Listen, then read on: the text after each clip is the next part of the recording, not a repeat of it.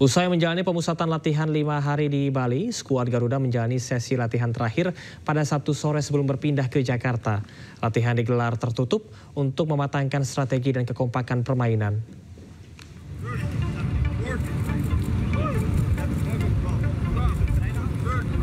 Latihan skuad Garuda kembali digelar Sabtu sore dilakukan untuk mematangkan strategi dan kekompakan permainan. Latihan ini menjadi sesi pemusatan terakhir yang digelar di Bali United Training Center sebelum pindah ke Jakarta Minggu sore. Latihan digelar tertutup dimulai pukul 16.30 waktu Indonesia Tengah. Petugas pun memeriksa siapapun yang masuk ke kawasan training center, bahkan petugas sempat melarang mantan pemain timnas Irfan Bahdim masuk ke kawasan latihan. Sangat bagus, sekarang harus menang besok. Oke, sampai nanti saya balik. Oke, siap Bahdim. Kawasan pemusatan latihan Bali United cukup ramai aktivitas, namun sesi latihan terakhir timnas dilakukan tertutup dan steril. Rencananya Minggu sore besok pemain dan pelatih serta ofisial timnas Indonesia akan bertolak ke Jakarta. Dari Gianyar, Bali, Ketut Catur Kusumaningrat, iNews melaporkan.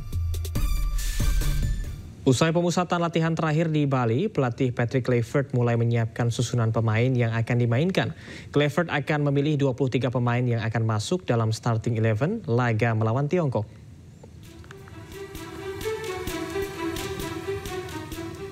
Dari prediksi pemain yang akan dimainkan melawan Tiongkok, pelatih Patrick Kluivert akan mengandalkan Emil Audero di bawah Mister Gawang, menggantikan Martin Pas yang tak bisa main karena akumulasi kartu.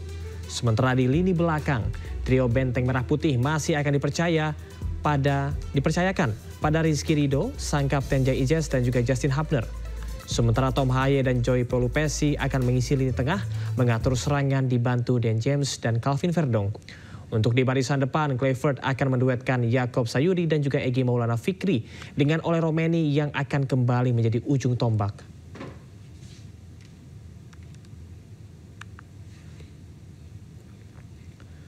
Setelah menjalani pemusatan latihan yang lebih panjang, timnas Indonesia optimis bisa menghadapi Cina dan Jepang dalam lanjutan putaran ketiga kualifikasi Piala Dunia 2026 zona Asia.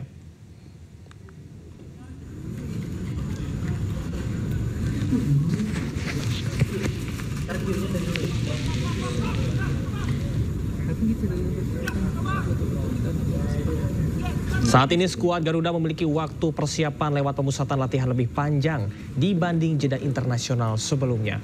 Hal inilah yang membuat skuad Garuda bisa memanaskan mesin sekaligus mematangkan detail dengan lebih baik meski tak seluruh pemain bisa datang sesuai jadwal, yaitu pada 26 Mei lalu. Dengan persiapan yang cukup lama, sang kapten timnas Jai Ijes optimis skuad Garuda bisa meraih 3 poin. Sementara pelatih timnas Patrick Kluivert juga optimis bisa meraih kemenangan saat melawan Cina nanti.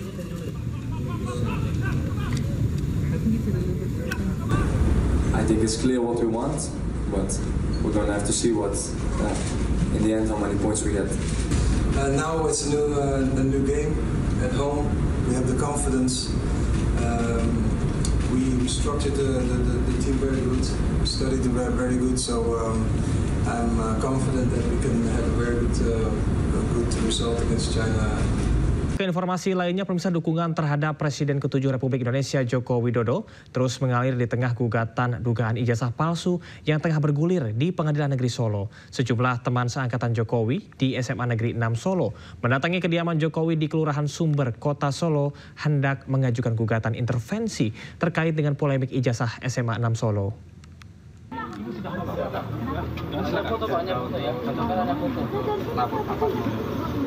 Kedatangan teman Jokowi dan perwakilan dari SMA 6 karena mereka tidak menerima terdampak polemik ijazah Jokowi.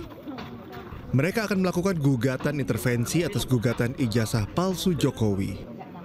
Rencananya gugatan ini akan diajukan ke Pengadilan Negeri Solo. Gugatan intervensi dilakukan pada perkara yang digugat Muhammad Taufik.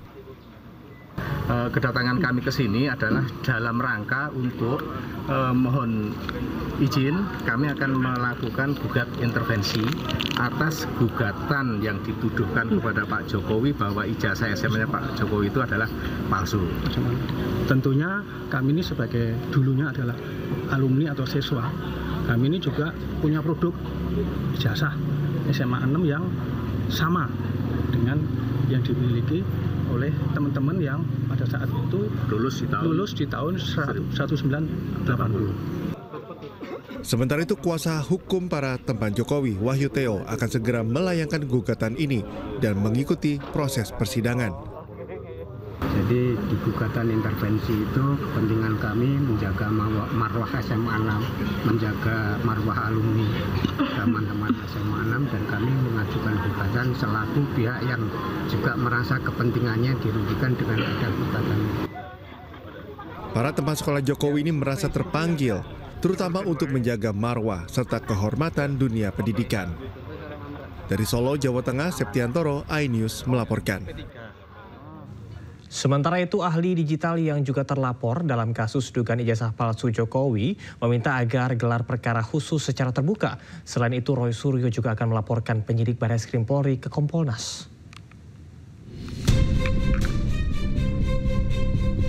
Ahli digital yang juga terlapor kasus dugaan ijazah palsu Presiden ke-7 RI Joko Widodo, Roy Suryo, meminta gelar perkara khusus secara terbuka dalam kasus yang dilaporkan oleh Tim Pembela Ulama dan Aktivis atau TPUA. Selain itu, setelah melapor ke Komnas HAM, Roy Suryo juga berencana melaporkan penyidik Barreskrim Polri ke Komisi Kepolisian Nasional atau Kompolnas karena dinilai tidak transparan dalam menangani aduan dugaan ijazah palsu Presiden RI ke-7 Joko Widodo. Kompolnas pun menyatakan siap menerima laporan dari Roy Suryo CS.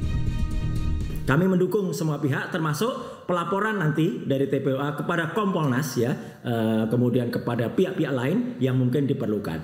Jadi insya Allah semua ini akan membuka wacana masyarakat, membuka pengetahuan masyarakat, dan yang penting adalah kejujuran dan kenegarawanan. Itu yang paling penting untuk membongkar skandal ijazah palsu ini.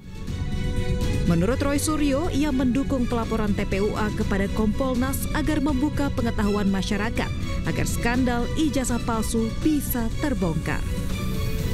Tim Liputan iNews melaporkan. Terima kasih Anda masih di iNewsroom bersama saya Camar Haenda. Arus balik libur panjang di ruas tol Purbalenyi kilometer 123 Kota Cimahi, Jawa Barat, arah Jakarta padat. Antrean dan kepadatan kendaraan di ruas tol Purbalenyi di kilometer 123 Kota Cimahi, Jawa Barat sudah terlihat. Ribuan kendaraan didominasi mobil pribadi dari arah Bandung menuju Jakarta. Diprediksi lonjakan kendaraan pada arus balik libur bersama ini akan terus terjadi hingga tengah malam nanti. Libur panjang memperingati kenaikan Yesus Kristus telah usai. Sebanyak 15.000 penumpang tiba di Stasiun Senen. Hari terakhir libur panjang ini menjadi puncak arus balik di Stasiun Senen, Jakarta. Selama periode libur 27 Mei hingga 1 Juni 2025, KAI Daob 1 Jakarta telah melayani sebanyak 320.000 penumpang. Dari total tersebut, sebanyak 170.000 penumpang berangkat, sementara 150.000 penumpang tiba di berbagai stasiun di wilayah Daob 1 Jakarta. Pada hari terakhir libur panjang ini, sebanyak 40.000 penumpang tiba di sejumlah stasiun wilayah Daob 1 Jakarta. Dan dari 40.000 penumpang yang turun di Daob 1 Jakarta, sebanyak 15.000 penumpang memilih untuk turun melalui stasiun Pasar Senen. Jumlah perjalanan yang dioperasikan Daob 1 Jakarta sebanyak 77 perjalanan.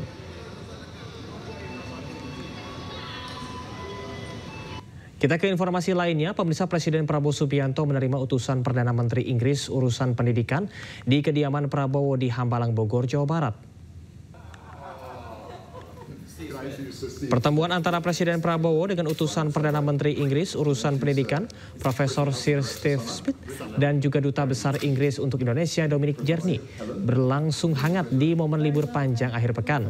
Turut hadir pula perwakilan Russell Group, sebuah jaringan dari 24 universitas terbaik di Inggris Raya. Pertemuan membahas sejumlah langkah strategis untuk meningkatkan kemitraan antara kedua negara, salah satunya adalah antar perguruan tinggi. Thank you. Please, Ambassador.